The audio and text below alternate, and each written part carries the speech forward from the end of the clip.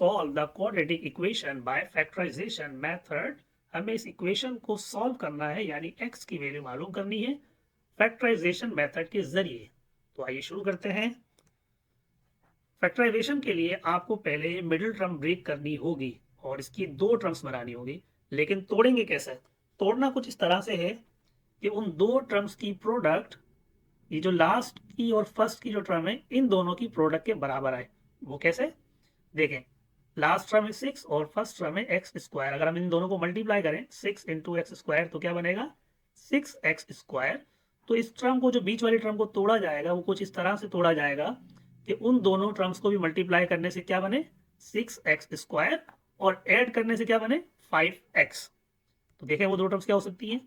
अगर हम इसको तोड़ दें 5x को 3x और 2x में, 3x और 2x को अगर मल्टीप्लाई करें 3 2 6 और x इंटू एक्स हो जाएगा एक्स स्क्वायर, तो ये 6x स्क्वायर के बराबर आ रहा है। तो प्रोडक्ट तो ठीक है, और अगर इन दोनों को ऐड किया जाए 3x और 2x, तो इन दोनों को ऐड करने से क्या बन रहा है? 5x, यानी ओरिजिनल टर्म। तो हम 5x को ब्रेक कर सकते हैं इन दो टर्म्स के अंदर, 3x और प्लस 2x के अंदर। तो हम इस इक्वेशन को दोबारा लिखेंगे, एक्स स्क्वायर और 5x को हमने तोड़ दिया है दो टर्म्स के अंदर, 3x और 2x के अंदर, और फिर है प्लस x इक्वल टू 0। अगले स्टेप में हम इन दोनों टर्म्स में से x कॉमन ले लेंगे। तो हमने इन दोनों टर्म्स में से x कॉमन ले लिया, x कॉमन ले लिया तो अंदर क्या बचा? x plus 3। और इन आखिरी दो टर्म्स में से 2 कॉमन ले लेंगे। तो 2 हमने कॉमन ले लिया, तो यहाँ आ गया x और यहाँ रह गया 3, क्योंकि 2 3 6 होते हैं, इक्वल टू 0। अब इस टर्म के अंदर x प्लस 3 मौजूद है और इस टर्म के अंदर भी x प्लस 3 मौजूद है, तो हम x प्लस 3 को ही कॉमन ले लेंगे। और जब हमने x प्लस 3 को कॉमन ले लिया, तो यहाँ क्या रह गया? x, और यहाँ क्या रह गया? 2। x plus 3 into x plus 2 equal to 0।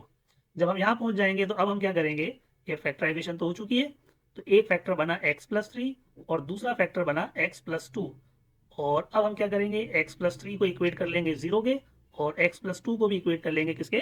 0 के। कुछ इस तरीके से x plus 3 equal to 0, x plus 2 equal to 0, और लास्ट स्टेप के अंदर हम इस 3 को इक्वेशन के दूसरी तरफ ले जाएंगे, तो ये हो जाएगा -3।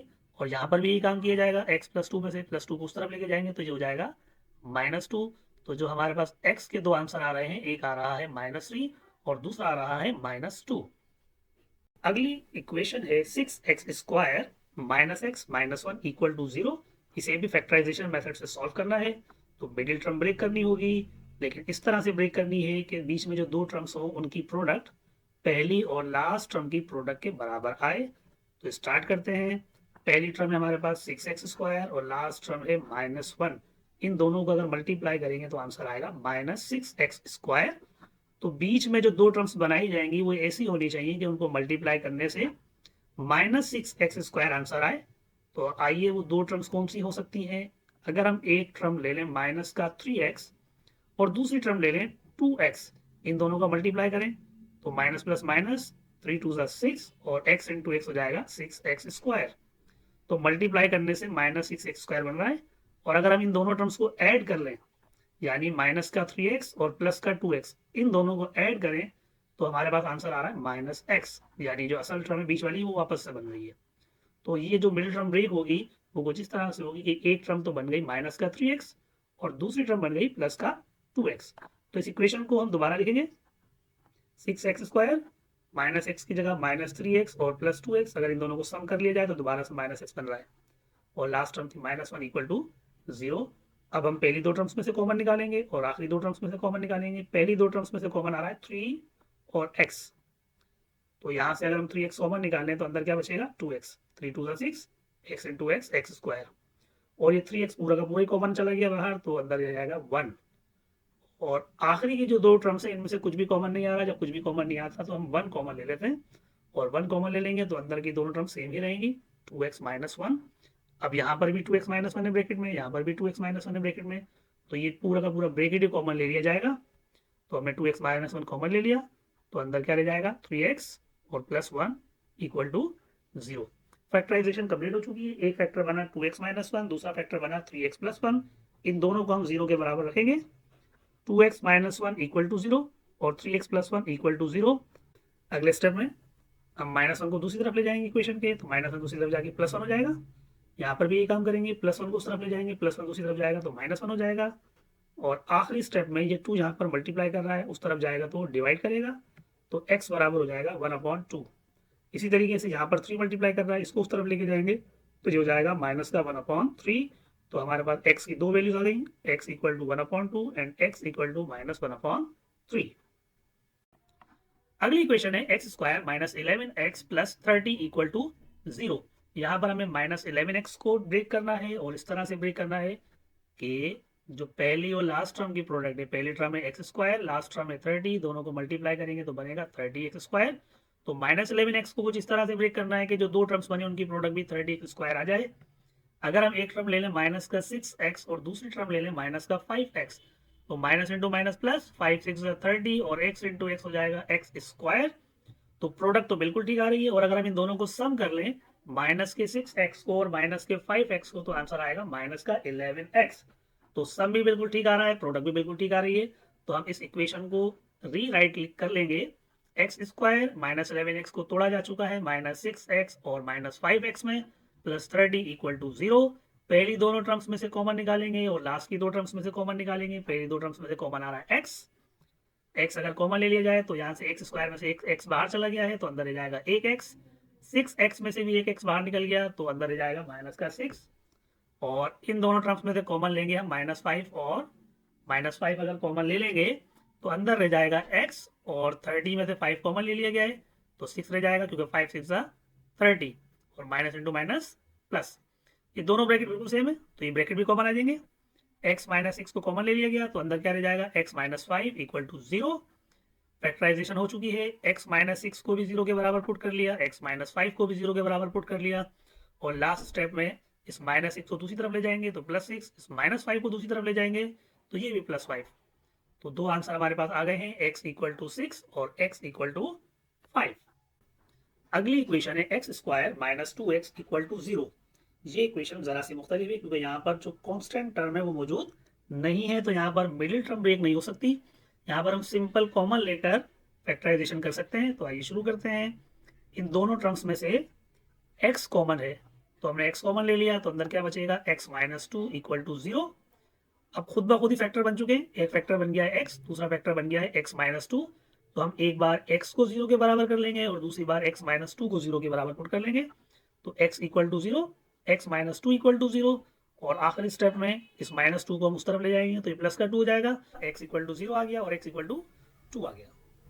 Next equation x² - 2x - 15 equal to 0। इस इक्वेशन को भी मिडिल टर्म ब्रेक के जरिए ही सॉल्व किया जाएगा और हमें -2x को ब्रेक करना है कुछ इस तरह से कि फर्स्ट टर्म और लास्ट टर्म की प्रोडक्ट के बराबर आ जाए। फर्स्ट टर्म है x², लास्ट टर्म है -15, दोनों को मल्टीप्लाई करेंगे तो बन रहा है -15x²। तो -2x को कुछ इस तरह से तोड़ें कि वो जो दो टर्म्स बने उनकी प्रोडक्ट -15x² के बराबर आ जाए। एक टर्म हम लेंगे -5x और दूसरी टर्म हम लेंगे 3x। माइनस प्लस माइनस, 5 3 15 और x इंटू एक्स हो जाएगा x²। प्रोडक्ट सही आ रही है। और इनका जो सम है -5x + 3x का, वो बराबर आ रहा है -2x, यानी ओरिजिनल टर्म के। तो हम इस इक्वेशन को फिर से लिखेंगे मिडिल टर्म तोड़ने के बाद। x² -2x को हमने तोड़ा -5x + 3x के अंदर, -15 इक्वल टू 0। कॉमन ले लेते हैं, इन दोनों टर्म्स में से कॉमन आ रहा है x तो अंदर रह जाएगा x -5। आखिरी की दो टर्म्स में से कॉमन आ रहा है 3 तो यहाँ पे अंदर रह जाएगा x -5, क्योंकि 3x को मल्टीप्लाई करेंगे तो 3x और 3 को 5 से मल्टीप्लाई करेंगे तो 15। x -5 और x -5 ये दोनों कॉमन आ जाएंगे तो अंदर रह जाएगा x + 3। फैक्टराइजेशन हो चुकी है। अब इन फैक्टर्स को हमें 0 के बराबर पुट करना है। x -5 बराबर हो जाएगा 0 के, x + 3 बराबर हो जाएगा 0 के। -5 को दूसरी तरफ लेके जाएंगे तो +5 और +3 को दूसरी तरफ लेके जाएंगे तो -3। Next equation is 12x² - 41x + 24. We have to solve it by the method of factorization, and for this we have to break the middle term. Let's start.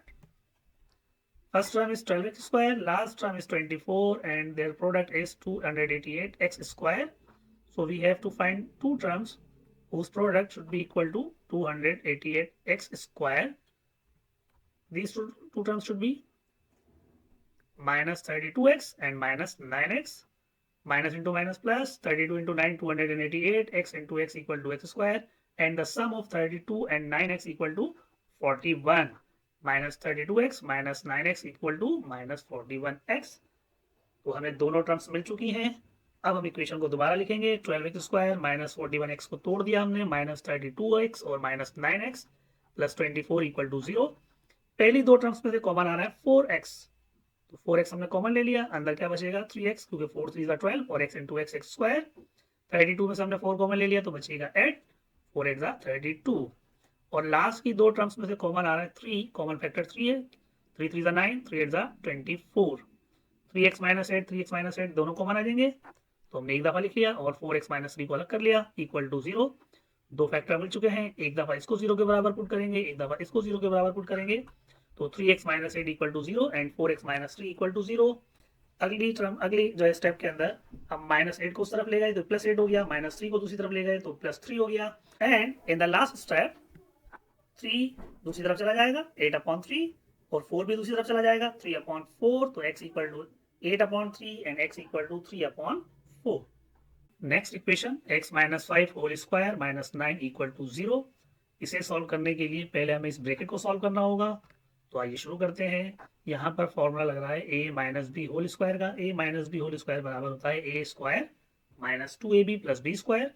तो हम इसको a minus b whole square वाले फॉर्मूले से expand कर लेंगे पहले। a square यानी x स्क्वायर माइनस 2ab, 2 5 10 और x ये 2ab हो गया, और प्लस बी स्क्वायर, बी की वैल्यू 5 है, 5 का स्क्वायर हो गया 25 माइनस 9 इक्वल टू 0। इन दोनों को सिंप्लीफाई कर लेते हैं, प्लस के 25 और माइनस के 9 कितने हो जाते हैं 16 इक्वल टू 0। अब हम इसकी मिडिल टर्म ब्रेक करेंगे और तरीका वही है, मिडिल टर्म कुछ इस तरह से ब्रेक होगी कि उन दोनों की प्रोडक्ट 16x स्क्वायर के बराबर आ जाए और सम माइनस 10x के बराबर हो। तो वो दो टर्म्स कौन सी हो सकती हैं, माइनस का 8x और माइनस का 2x, माइनस का 8 और माइनस का 2 सम कर लेंगे तो माइनस 10 हो जाएगा, और 8 2 16, x इंटू एक्स स्क्वायर यानी 16x स्क्वायर इनकी प्रोडक्ट बन रही है। तो ये हमारी मिडिल टर्म ब्रेक हो गई है। अब हम कॉमन ले लेंगे, पहली दो टर्म्स में से x कॉमन आएगा और बाद वाली दो टर्म्स में से 2 कॉमन आ जाएगा।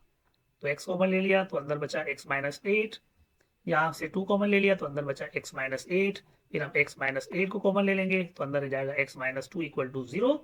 दो फैक्टर बन गए, दोनों को 0 के बराबर जो है वो पुट करेंगे, x minus 8 equal to 0, x minus 2 equal to 0, और आखिरी स्टेप में ये माइनस का 8 उस तरफ चला जाएगा, ये माइनस का 2 उस तरफ चला जाएगा, तो x इक्वल टू 8 और x equal to 2। Last equation of question number 1, 3x plus 4 whole square minus 16 equal to 0। इसे सॉल्व करने के लिए पहले हमें इस ब्रैकेट को एक्सपेंड करना पड़ेगा।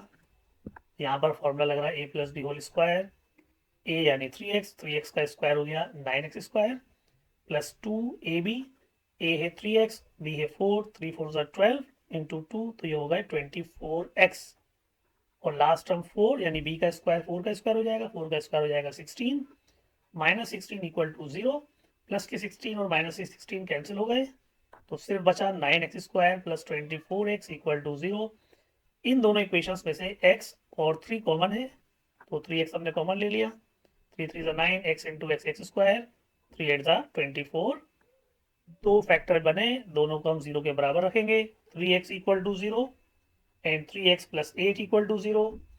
ये 3 उस तरफ चला जाएगा, यहाँ मल्टीप्लाई कर रहा है, उधर जाके डिवाइड करेगा 0/3, और यहाँ से प्लस 8 को उस तरफ लेके जाएंगे तो माइनस का 8 हो जाएगा, 0/3 का मतलब 0, और ये 3 जो यहाँ मल्टीप्लाई कर रहा है उस तरफ चला गया, तो ये equation equal to x equal to minus 8/3। तो इस इक्वेशन के जो दो आंसर आ रहे हैं वो आ रहे हैं x इक्वल टू 0 और x इक्वल टू माइनस 8/3।